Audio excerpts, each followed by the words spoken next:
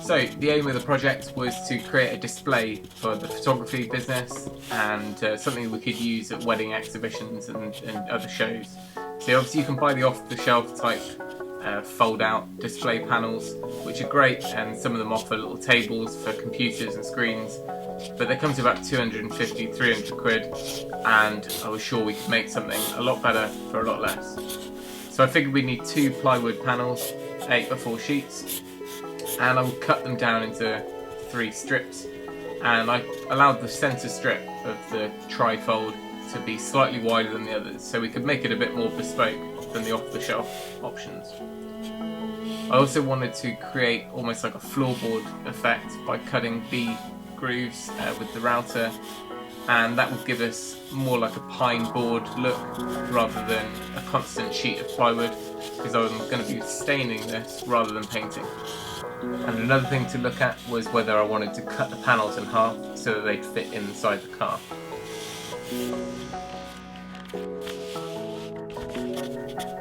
So these are the things I'd need: some 18mm plywood, and that was just the really cheap construction plywood, which would have the most character, some trim to band the edge of the plywood, and some hinges which would kind of hold it in that trifold position, and some stain.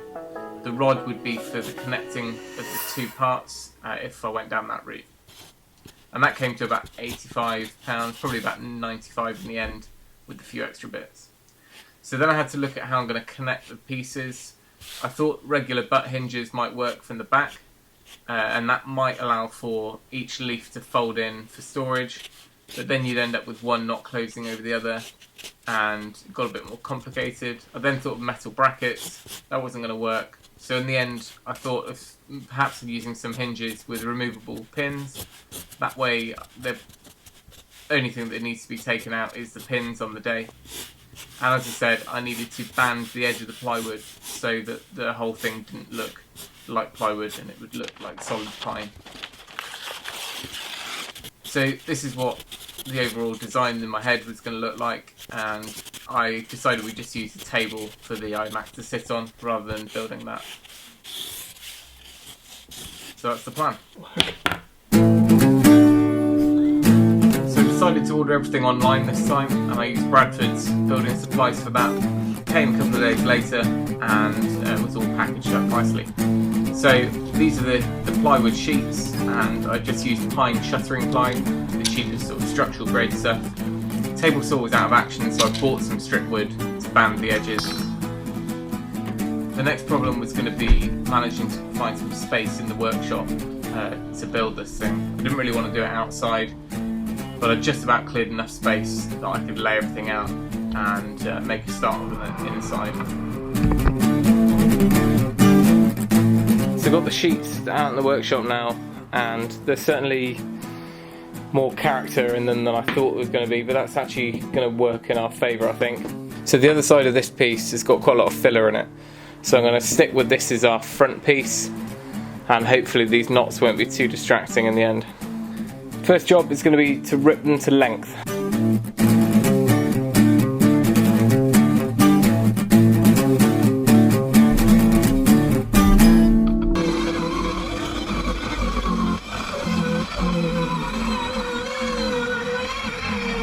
Okay, I've actually made up another one of those jigs for the 8-foot lengths, so we can do the full rip down each board. So this is the first sheet we're working on, and I just basically need it straight down the middle, so 2 600s, taken off that bottom piece already. What I've also done is position it over the tool tray of the workbench, that way the blade won't damage the bench itself.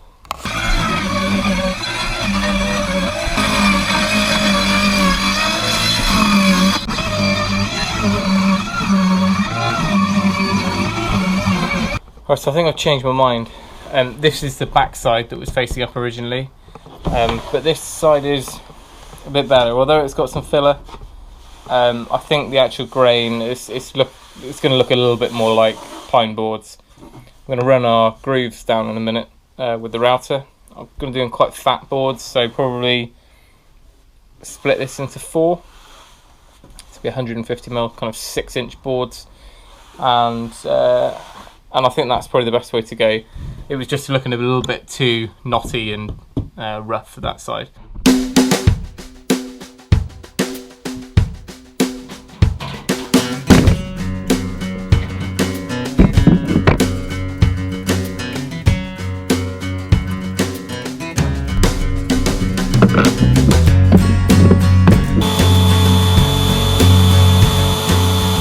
Yeah, there's the first attempt.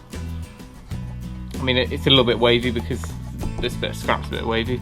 The thing I've found with that V bit is you always end up with a little bit of a rounded bottom, so it's not a perfect V, but you know, this isn't meant to be a furniture piece, and I think that is going to be exactly what we're after.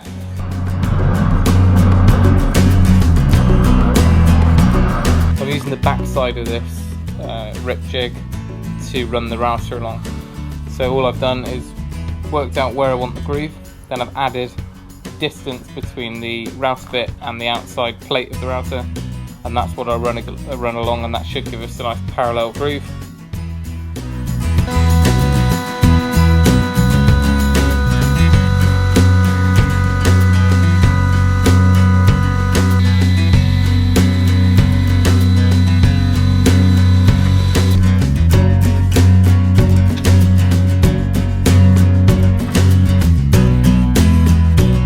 I've put a trim piece on the side of the plywood just to cap that so it doesn't look like plywood. I've done that at the top and the visible sides, and then these are the V grooves that will cut with the router.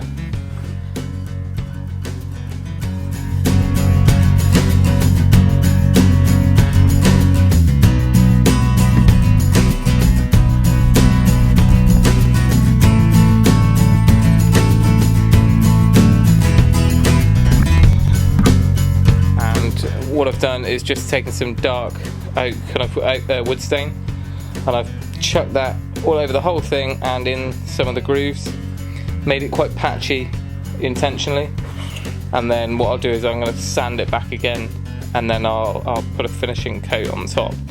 But I just wanted some dark areas just to give it a bit more of an old feel.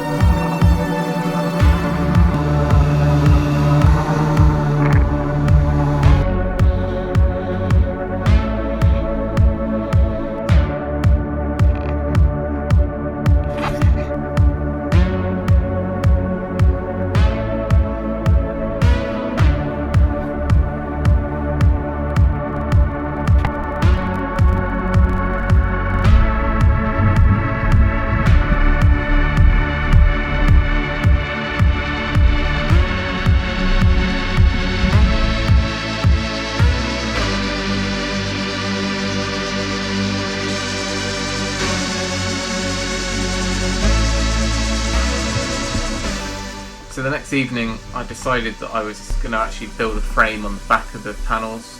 I just worried about them twisting or warping slightly, and also when it was standing up it was going to give it that extra bit of stability and hold it nice and straight. So I just used some kind of 2x1 pre-planed and square edged timber, and that was just nailed in from the front and screwed on the joins. It also meant that it's going to be easier to carry around, just gives you something to grip onto.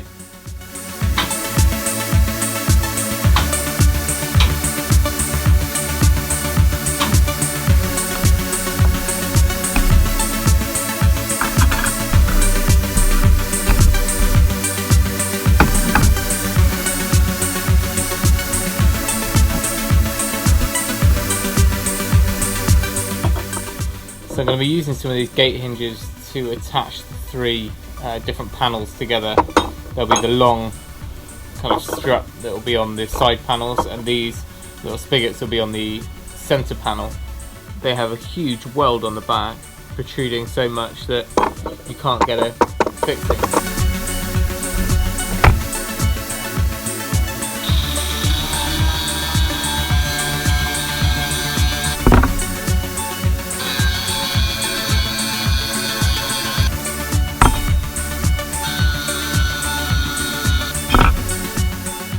So once that was sorted, the next evening I managed to bring everything inside to do a bit of a dry fit.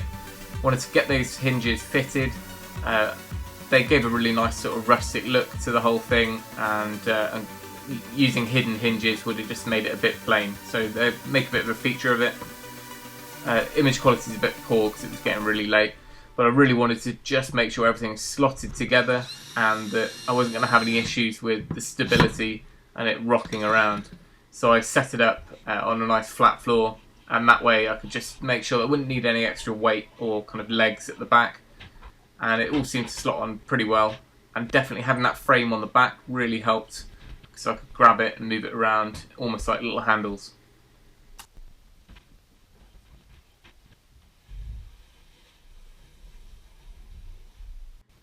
Then it was a case of taking it all back down again, packing it up and getting it ready to strap to the roof of the car the next day on the way to the event. So as we arrived at the event, it was clear to see that the majority of the exhibitors had definitely gone for the off-the-shelf option, which was good news for us. There were a lot of kind of roller banner type displays around, and also the flat pack versions I showed you at the beginning. So it meant that we had something a bit unique about our stand, and throughout the actual show a lot of people mentioned that, so it all seems to have paid off.